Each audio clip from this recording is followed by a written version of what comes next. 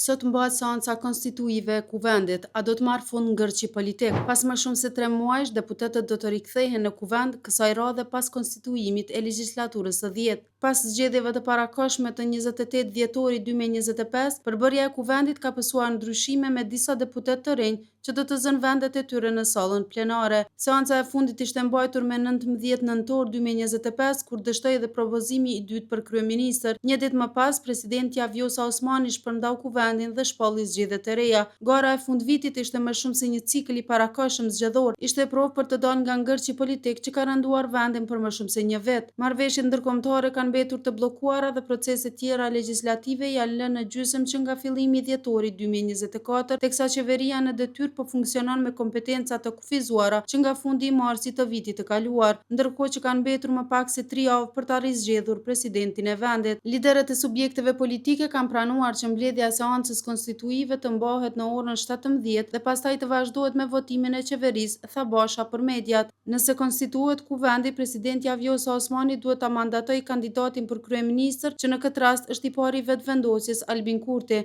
Më pas duhet të thirret mbledhja e kryesisë për ta caktuar seancën për qeverinë.